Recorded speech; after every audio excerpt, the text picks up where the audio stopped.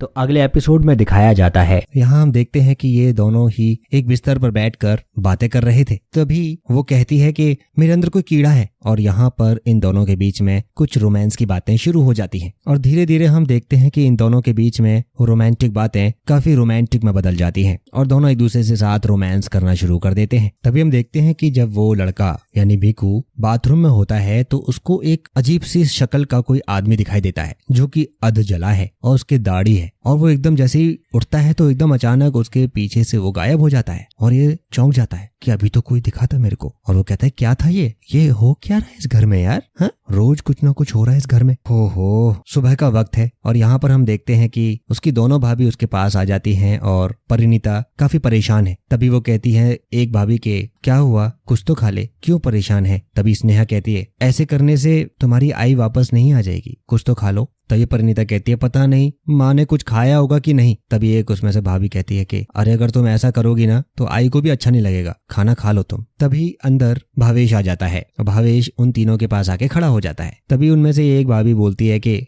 मैं पानी लेकर आती हूँ भदर, और वो वहां से चली जाती है। भावेश उसके पास बैठता है और कहता है कि पन्नू तूने कुछ खाया। तभी वो कहता है अच्छा मैं अपनी प्यारी बहन को अपने हाथों से जूस पिलाता हूँ। तभी वो कहती है नहीं मैं नहीं पीऊंगी, और सब लोग उसको इंसिस्ट कर रहे होते हैं कि खा ले बेटा, खा ले बहन खा ले। तभी पीछे से भिकू आ जाता है, उसका पीने का मन नहीं कर रहा होता। तभी उसके हाथों में कुछ होता है जो उसके लिए कुछ लेकर आता है। तभी वो भूषण को रोकता है, अरे भाऊ तुम रहने दो, आज पन्नू मेरे हाथों से अपनी फेवरेट बड़ी खाएगी, है ना पन्नू। तभी वो उसको खिला रहा होता है। तभी भूषण उसका हाथ पकड़ कहता है अरे उसकी तबीयत ठीक नहीं है और ये सब चीजें उसके लिए बिल्कुल भी सही नहीं होगी, ठीक है ना ऐश्वर्या, इसको कमरे में लेकर जाओ और जाकर सुलाओ इसको, ठीक है। वो कहती है ठीक है बाबा, ठीक है दादा, चलो पन्नू। और वो दोनों तीनों वहां से चली जाती हैं। यहाँ पर भिकू अपनी वड़ी लेकर खड़ा रहा है और भूषण और उसकी पत्नी यानी कि स्नेहा भी वहां से चले जाते हैं। यहाँ पर भिकू अकेला बैठ जाता है और उस वड़ी को देखता है और कहता है कोई नहीं मैं ही खा लेता हूँ। तभी ऐश्वर्या पन्नू से कहती है यानी परिणीता से कि तुम इतना टेंशन क्यों ले रही हो, माँ के जाने का गम तो हम सबको है ना, और तुम अगर ऐसे करोगी तो तुम्हारी सेहत खराब हो सकती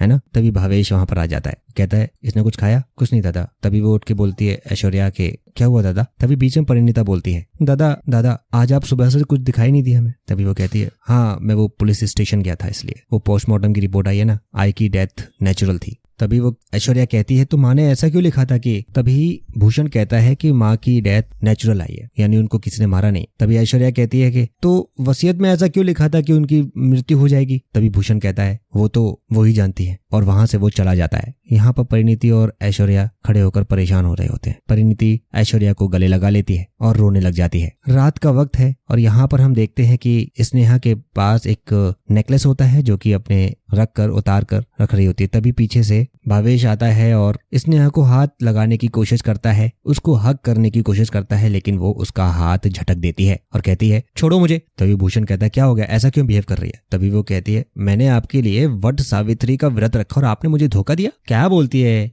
तभी वो कहती है अच्छा मुझे ये बताओ कहीं ये सुलेखा जी का मर्डर आपने तो नहीं किया। तभी वो कहता है कि अरे माँ थी मेरी वो। तभी वो कहता है कि हाँ माँ थी, वो भी सौतेली, अगर आप उनके साथ सो सकते हो तो मर्डर भी तो कर सकते हो। तभी भावेश थोड़ा सा परेशान होकर इधर उधर देखता है। तभी वो कहती है कि छी भूषण, मैं सोच भी नहीं सकती कि आखिरकार आप ऐसा कर सकते हैं। तभी वो कहता है कि स्नेहा मेरी बात का यकीन करो, मैं जो कुछ भी कह रहा हूँ सच कह रहा हूँ, मैंने सुलेखा जी का मर्डर नहीं किया और जो कुछ भी हुआ उसके लिए मैं तुमसे सॉरी बोल रहा हूँ ना। और वो उसकी कसम खाता है और कहता है आई शपथ, I swear to my mom. तभी वो कहती है हाथ मत लगावा, और वहां से उसका हाथ झटक कर अपने बिस्तर पर से तकिया उठाती है, चादर उठाती है और वहां से निकलकर बाहर चली जाती है। भावेश को ये देखकर बहुत गुस्सा आता है और उसको गाली देकर वहीं खड़ा रहता है। स्नेहा वहां सोफे रूम में आकर बैठती और कहते हैं कि अरे कैसे कैसे दिन आ गए यार, अब क्या क्या देखना पड़ रहा है। मैं तो सोच रही थी कि सुलेखा जी के कातिल का पता लगेगा, लेकिन यहाँ तो पर सुलेखा जी का मर्डर कर कौन सकता है। फिर पन्नू और आंसू तो बहुत ही इनोसेंट है, वो ऐसा कर ही नहीं सकते। हाँ ये जरूर उस निकम्मे निकम का काम होगा। यहाँ हम देखते हैं कि स्नेहा पीछे जाती है और वहां पर एक किसी चीज पे ढका हुआ एक कपड़ा था उसको हटाती है, और जैसे ही वो उस कपड़े को हटाती है उसके अंदर एक लाल कलर का कुछ अच्छा सा डिजाइनदार कपड़ा निकलता है और वो उसको टच करके काफी खुश हो जाती है और उसको अपने फेस पर लगाती है, उससे प्यार करने लगती है, उसको महसूस करने लग जाती है उस कपड़े को, और पास में रखे हुए एक बॉक्स को हाथ लगाती है, उठाती है, खोलती है। उसके अंदर घुंघरू रखे हुए हैं जिसको वो अपने माथे से लगाती है, टच करती है और बजाती है, और उसकी पायलों की छन छन सुनकर काफी खुश होने लग जाती है। यहाँ गजरे रखे हुए हैं जो कि बालों में लगते हैं, काफी खुशबूदार हैं। तभी वो कहती है कितने दिन हो गए ना मैंने ऐसा श्रृंगार ही नहीं किया। आज मैं ना ये गजरा लगाकर ना खूब नाचूंगी। हाँ, स्नेहा वो पायलों को पहनना शुरू कर देती है, नथ पहनती है, हाथों में कंगन पहनती है और वो पूरा सज धज कर नीचे उतर कर आती है। इस वक्त वो एक कथक नृत्यिका लग रही है और पायल की छन छन छन छन करते हुए वो नीचे रूम में आ जाती है जहाँ पर सोफे पड़े हुए हैं। यहाँ देखते हैं कि उसकी भाव और भंगिमाएं एकदम अलग हैं और ये अंदर का कोई ऐसा रूम है जहाँ पर कोई शायद आता जाता नहीं है और वो यहाँ पर मदमस्त होकर डांस करना शुरू कर देती है, नाचने लग जाती है, अपने ही मन में खोने लग जाती है। पूरी तरह से नाचते हुए, कथक करते हुए वो काफी अच्छी तरीके से डांस कर रही होती है। उसकी भाव और भंगिमाएं एकदम अलग नजर आ रही होती हैं, देखने में बिल्कुल अलग, जो कि स्नेहा शायद थी ही नहीं। वो नाचे जा रही है और एकदम अचानक रुक जाती है। रुकने के बाद लंबी लंबी सांसें ले रही होती है, बालों की लटाएं उसके चेहरे पर आ रही होती हैं और वो उस पर फुंकार भर रही होती है। तभी अंदर से एक पजामा पहना हुआ इंसान आ रहा होता है। कौन है आखिरकार ये कोई और नहीं बल्कि वो निकुम है, जो कि उसको अंदर देख रहा होता है नाचते हुए, नृत्य करते हुए। और वो अंदर आ जाता है और वो कहती है, भाऊजी तुम्ही? वाह स्नेहा, क्या नाच रही थी तुम। अरे हम तो बहुत डर गए थे, हमें लगा कि कहीं सुलेखा जी आ गई हैं। नहीं वैसी बात नहीं है, स्नेहा कहती है। तभी वो उसकी लटाओं को हटाने की कोशिश करता है और बिकुम के अंदर एक चुभन सी होती है। अब करता है तभी वो कहता है कि क्या फिगर है आपका, इसको टच करते ही तो काफी अच्छा लग रहा है। तभी वो कहती है कि स्नेहा के, अच्छा वैसे भाऊजी आप कब से देख रहे थे मेरे को? हाँ, और अपना हाथ छुड़ा लेती है उससे। तब से जब आप ये घुंघरू पहन रही थी, तब से जब से आप ये साड़ी पहन रही थी, जब आप अपना ये ब्लाउज पहन रही थी, या यूं कहूं कि जब आपने पूरे कपड़े उतार दिए थे।